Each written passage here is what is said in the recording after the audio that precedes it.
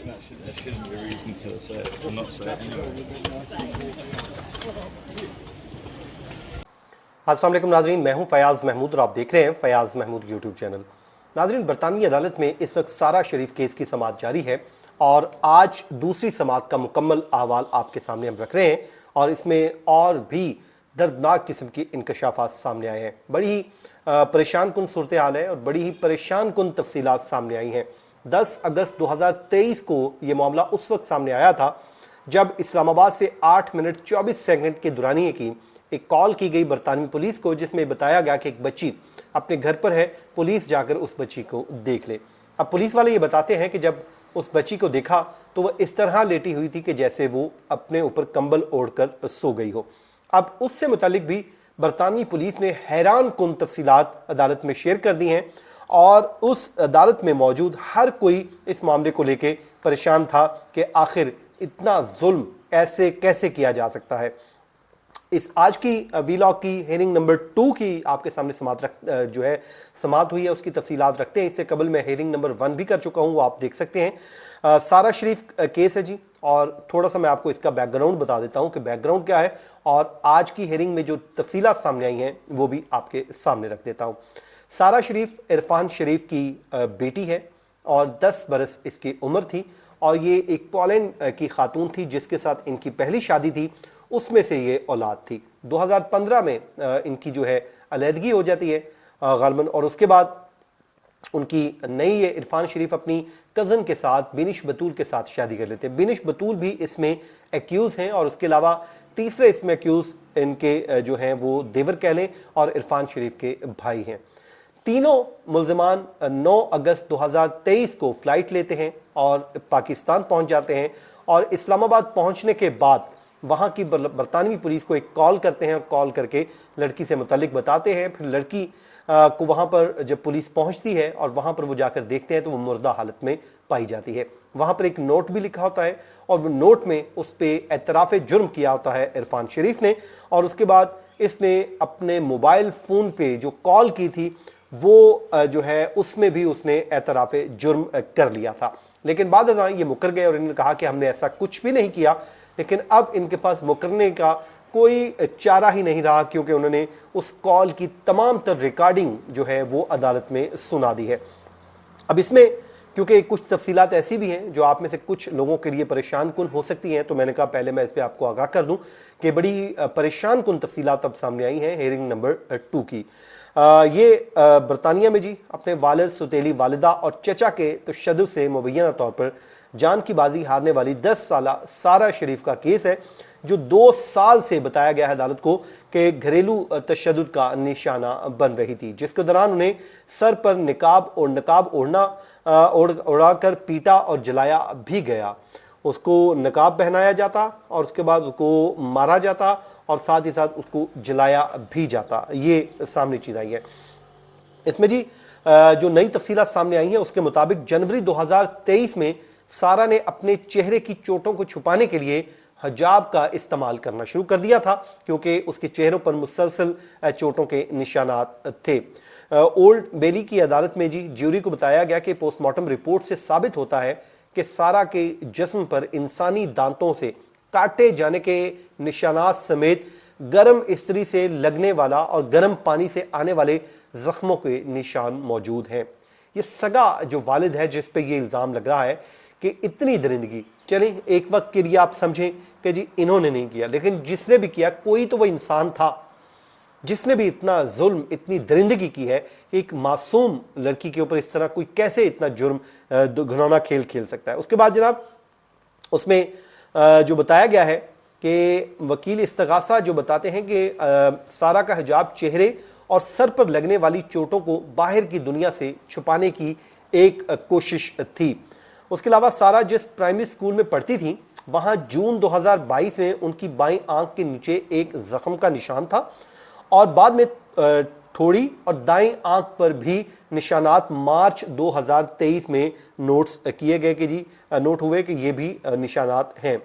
वकील बताते हैं जी सारा ने इन जख्मों के बारे में मुतजाद कहानियाँ सुनाई और जब उनसे स्कूल में उस्ताद सवाल करते थे उन्होंने हिजाब पहनना शुरू कर दिया ताकि उन्हें कोई कहानी ना बतानी पड़े।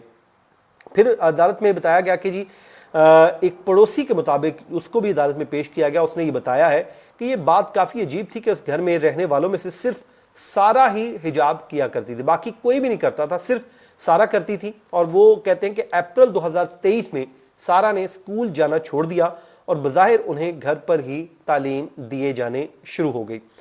وکیل نے بتایا کہ پڑوسیوں کے بیانات میں بھی سنائے، انہوں نے وہ بھی بیانات بھی پڑھ کے سنائے ہیں، جس میں سے ایک خاتون کے مطابق انہوں نے سارا کی موت سے 2 دن قبل ایک انتہائی بلند چیخ سنی تھی جو چند سیکنڈ کے بعد اچانک بند ہو گئی تھی۔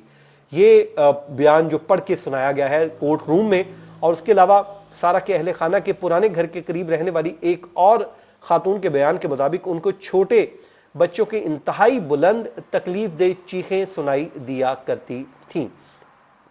ایک اور سابقہ پڑوسی کے بیان کے مطابق جی ان بچوں کے رونے یا چیخنے کے چلانے کے ساتھ پیٹنے جیسی آوازیں آیا کرتی تھیں۔ وکیل کے مطابق اس پڑوسی نے پہلے سوشل سروس کو مطلع کرنے کا سوچا لیکن پھر اپنا ارادہ تبدیل کر لیا اور اس نے آگاہ نہیں کیا۔ وکیل کے مطابق خاندان کے گھر کے سے خون جو گھر ہے وہاں اس خاندان کے گھر کے باہر جو خون آلود کرکٹ بیٹ، ایک دھاتی ڈنڈا، ایک بیلٹ اور رسی سمیت ایک پن ملی جس پر سارا کا ڈی این اے پایا گیا ہے۔ یہ ظلم کی وہ طویل داستان ہے جو کورٹ روم میں بتائی گئی۔ انہوں نے جیوری کے سامنے کہا کہ ان چوٹوں اور سارا کی ٹوٹی ہوئی ہڈیوں کو دوبارہ دیکھیں تو واضح ہوتا ہے کہ ان میں چند چوٹیں انہیں دی گئیں۔ اس کے بعد سارا کے گھر کے باہر کچرے دان میں ایک ایسے پلاسٹک کے تھیلے ملے جس پر پارسل پیک کرنے کا ٹیپ لپٹا ہوا تھا۔ انہوں نے کہا کہ سارا کی سوتیلی والدہ بینش بطول نے 2 الگ الگ آن لائن آرڈر میں سے ایسے پارسل ٹیپ کے 18 رولز منگوائے تھے، مطلب جو ٹیپ کے رول تھے وہ 18 منگوائے اور وہ بینش بطول نے بتائے۔ وہ کہتے ہیں کہ ظاہر ہے کہ یہ کیا ہے، یہ گھر میں بنائے ہوئے ہوڈ، سر اور چہرہ ڈھانپنے والا ماسک ہیں، یہ سارا کو پہنائے گئے اور ان پر ٹیپ لگایا گیا۔ اگر یہ کام گھر کا کوئی بڑا کر رہا تھا تو کس نے سارا کو چھڑایا کیوں نہیں؟ یہ بھی انہوں نے بتایا کہ کسی نے چھڑایا پھر کیوں نہیں، انہوں نے سارا کی مدد کیوں نہیں کی اور اس برے سلوک کو کیوں نہیں روکا؟ یہ سوالات عدالت میں اٹھائے گئے ہیں۔ سماعت میں یہ بھی بتایا گیا کہ بینش بطول نے اپنی بہنوں کو ٹیکسٹ پیغامات بھیجے جن میں وہ تسلیم کرتی ہیں کہ ان کے شوہر گھر میں سارا کو تکلیف پہنچا رہے ہیں۔ انہوں نے مئی 2021 میں ایک پیغام میں کہا کہ سارا کا جسم زخموں سے بھرا ہوا ہے، گہرے سیاہ نیل پڑے ہوئے ہیں۔ اس میں لکھا کہ بیچاری اب چل پھر بھی نہیں پا رہی۔ 2022 کے موسم گرما میں بینش بطول نے اپنی بہن کو ٹیکسٹ پیغامات بھیجے جن میں تشویش کا اظہار کیا گیا کہ وہ سارا کا زخم کیسے چھپائیں گی، میں اسے چھپا نہیں سکتی۔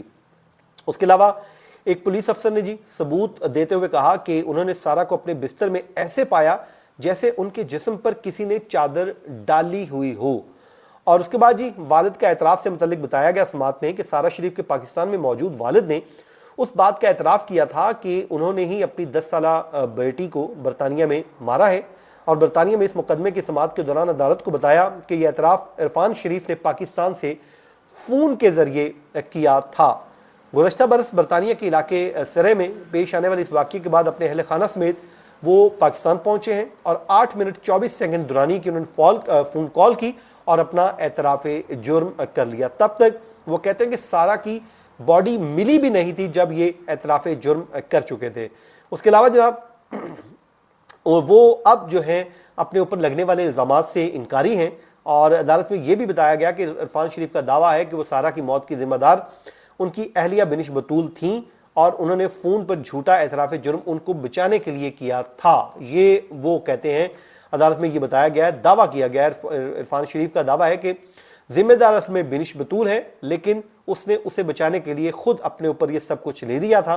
اور پھر استغاثہ کے مطابق سارا کے جسم پر اندرونی اور بیرونی چوٹیں اور زخم تھے جن میں ٹوٹی ہوئی ہڈیاں اور جلائے جانے والے زخموں کے نشانات بھی تھے۔